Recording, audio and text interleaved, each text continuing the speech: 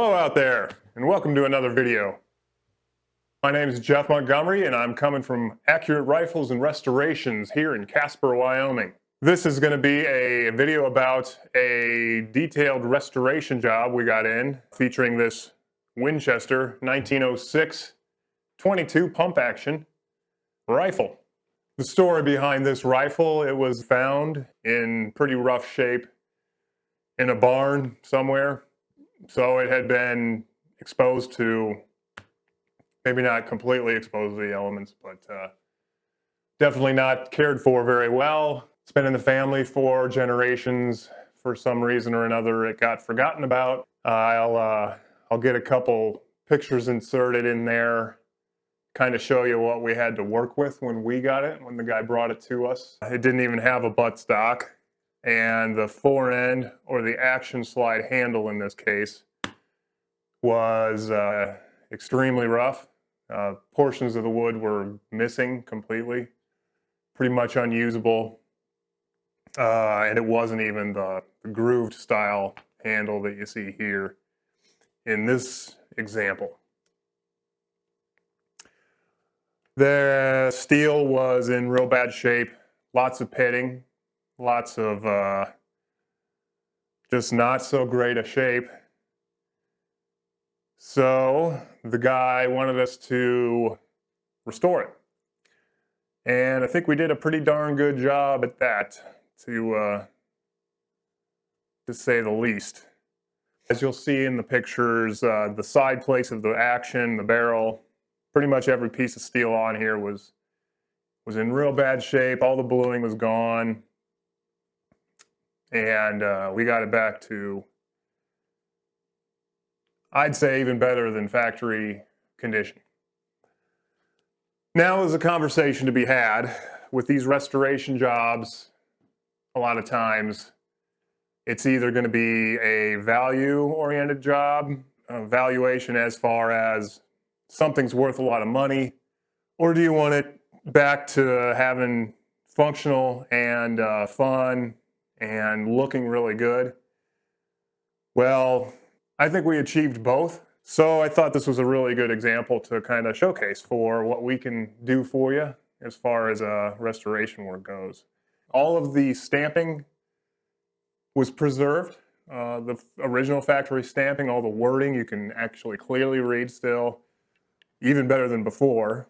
We didn't erase any of that stuff. All the stamping on the barrel here, the rear sight, the Winchester logo in the back, and all the proof marks, serial numbers, everything's been preserved perfectly. I think you'll find it's as original as possible for the condition we had to work with and the parts that were available or readily accessible for this job. So with any restoration job, you basically lay out all the parts on the table. Starts by disassembling the firearm, checking the parts for condition, because a lot of times, like in this case, if it's been left outside or pseudo outside in a barn, you know, sometimes maybe the springs get bad or something needs to be replaced and this and that. Well, very little of the parts needed to be replaced. A lot of them were original to the era of the gun that we received it. The only real thing we had to replace in this example, the front sight and the buttstock, along with the butt plate. Those were not original. There were a few internal parts that we had to replace. The firing pin stop was missing, as well as the two set screws on top. Like I mentioned, the action slide handle here, or the fore end, as a lot of people would call it. You know, you'll see in the pictures, but this is the original one here that we got with it. And there was a lot of damage to it. And like I said, it didn't even have the finger grooves in it like this one does. So this entire assembly here, along with the escutcheons and the screws, are replacements. Other than that, everything else is original. All the screws, everything. So we managed to polish all the screws and index them properly along the long vertical axis of the firearm, so they're all pointing in this direction. as they should properly. Just kind of adds a nice little touch to it. The rifle itself works just like it should. So it feeds, fires, extracts, and ejects just like it would, like it's supposed to. Being an older, kind of sort of worn out rifle, I mean, admittedly, out of 10 shots, you may have 2 that you need to kind of get out of the action. You'll see some footage of me shooting it, and I've had a few fail to eject, and a couple that you had to double stroke the action to get it to feed. I mean, I'd say it works about 90%, and you know, some things are just not replaceable, and you kind of just have to accept it for what it is in this case. But just like any other 22 firearm, they're very dirty cartridges, and they tend to gum up the works pretty quickly. But I'm proud to say that this one works 90%, like I said. The other thing I added, we kept the original part, but I added this, was the follower there. This is an aftermarket follower. It's plastic and red in color. And the reason I did that is, just like I said, this is going to be enjoyed and used for hopefully more generations. This, at a glance, you can look through the action when you're shooting, and you can, if you see this, you know you're empty. So I just added this because just as a nice touch like that for the customer. The original follower is included. Any part that we replaced and had here at hand I always give those back to the customer. The original parts, that is. You know, if it's just going to be a wall hanger or a museum piece or something like that, then we would just use all the original parts. And so that's just an added little bonus there. And the front sight, obviously that's not original. That's a Marbles front sight, and it's got a nice little brass insert. Again, that's just a nice little touch when you're out in the sun, outside shooting it. It's just easier to see, you know, through here, through your sight radius. So after it's disassembled, parts are checked. We do a thorough cleaning on everything, get all the nasty old dirt, grime, crud, stuff that accumulates, spider nests and things like that. Get all that cleaned up and prepare the parts for whatever they need for refinishing. So the barrel, obviously all the big major steel components were polished, either in the round or flat, preserving all the screw holes. We didn't round over anything or anything like that. All the corners and the edges are sharp still, polished appropriately and properly, using proper techniques for this sort of process. The couple other areas of note, the floor end or the action slide handle here, the escutcheons, the holes for those were undersized, so we had to hand fit those. And then the screws obviously were fit to that as well. Okay, so this side in particular on the receiver, so what you got is a takedown screw. So that was fairly worn. There is, you can't see it from here, but I'll get some close-ups, but there's some knurling on the edges, or serrations maybe is a better word for that, originally from the factory. So I recut all those with the correct lines per inch, with the correct checkering file. So I was able to restore that back to where it's supposed to be, and then kind of polish the head out real good. So that was a kind of a unique process there for this particular firearm. This side, this little cover piece for the action slide arm here that goes into the receiver and works the bolt, that's a cover, and then it's fixed, held in place by a screw.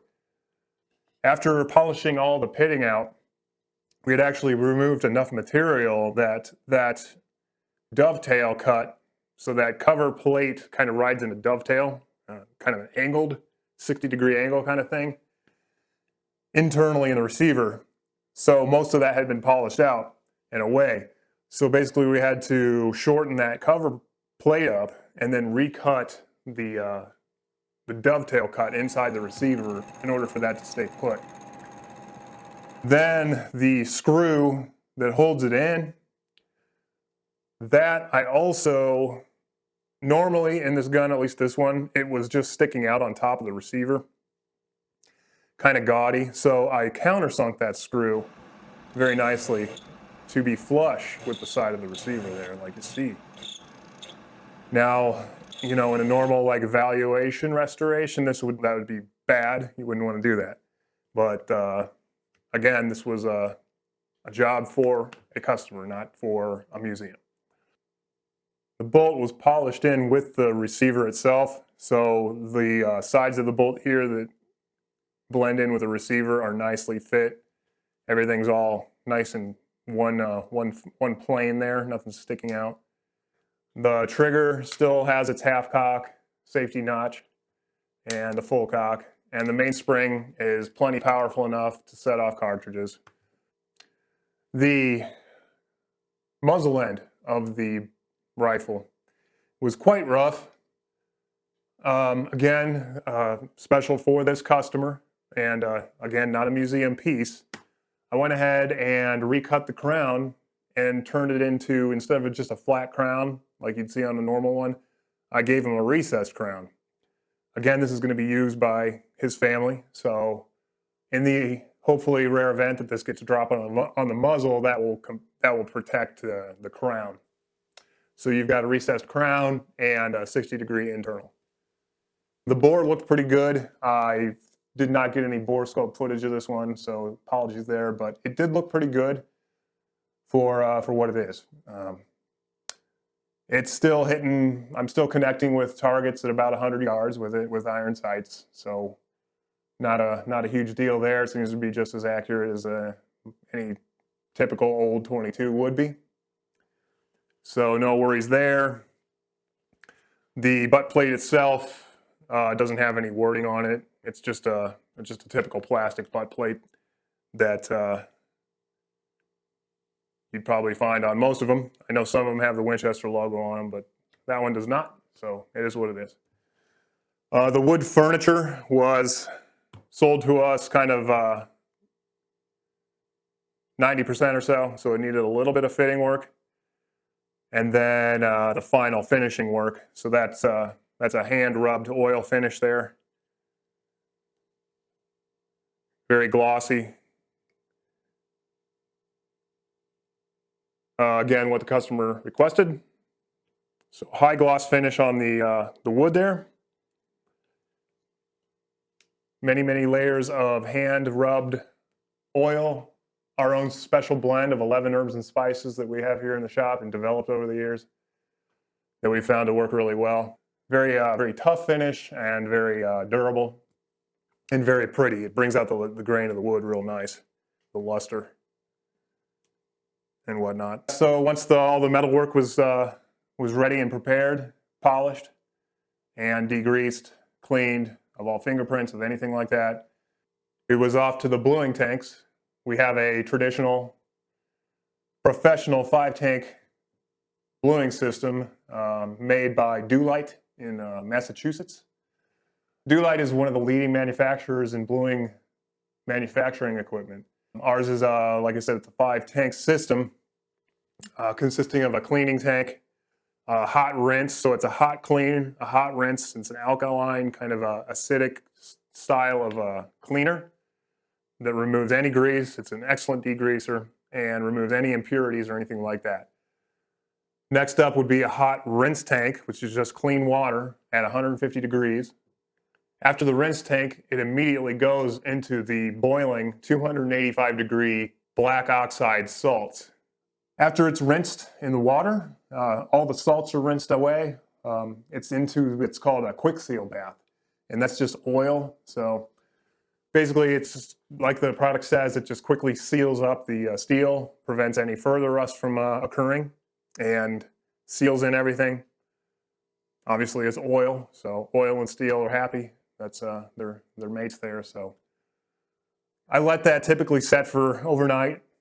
So after the process is complete, I'll just usually let that stuff sit either in the oil or with a nice thick coating of oil on a hanging over a piece of cardboard or something, and just kind of let that cure.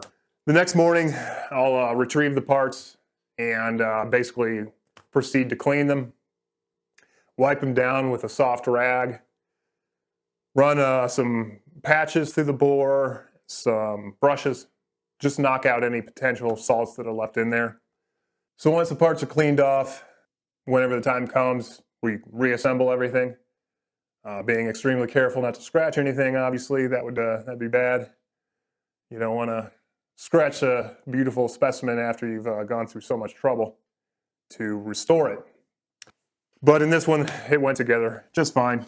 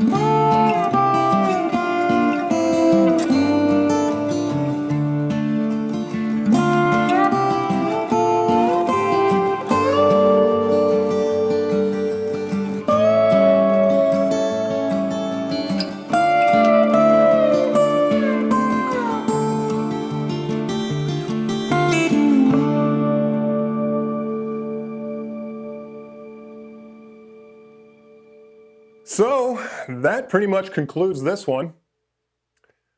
If you're a fan of old-timey firearms, classics, antiques like this, and you're looking to get it beautified, don't hesitate to get in touch.